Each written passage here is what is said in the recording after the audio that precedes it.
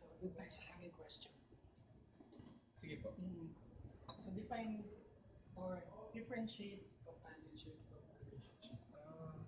Dito Boy, yung bakit ko sinasabi, unang-una, gusto ko sanang maintindihan at ipapaliwanag sa iyo yung first choice ko na gusto kong magkaroon ng asawa. Yung long lifetime partner. Oo. Although, mahirap. Kasi alam ko naman sa sarili ko na ano talaga ang makapagpapasaya at magpagpapaligaya sa akin. Siyempre, gawin ko pa rin dapat yung tama. Unang-una, yung first, gusto magkaroon ako ng asawa. Siyempre, babae yung unang asawa ko.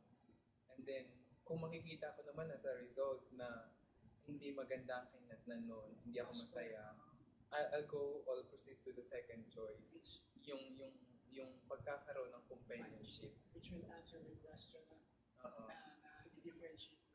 Yung bakit hindi ko sinabi na yung relationship. Kasi, di ba pag relationship, you are expecting talaga na yung pang lifetime na partnership, yung lifetime na mutual understanding each one, o yung togetherness, yung pagkakaroon.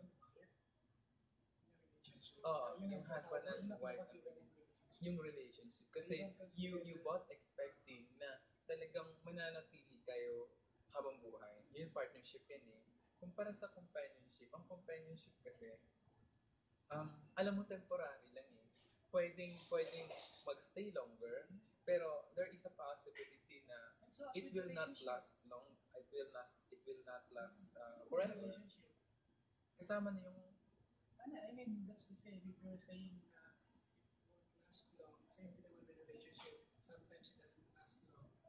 So, what's the difference then? Para sa akin, para sa akin, yung companionship is yung kung ano yung makapagbigay ng gusto ko. Kumbaga, like temporary. Kumbaga, kung gusto ko ito, dapat samahan mo. This is companionship. Kasi ang relationship, di ba sinabi nila, for better or for worse, di ba, in sickness and in pain. Pero sa companionship din, ganun din siguro, pero hindi kagaya ng relationship. Hindi ganun kalalim. Ang companionship, ganun lang siya kapabaw. Pero if you will take it in serious way, siguro masaya ka na doon sa companionship. Yun ko.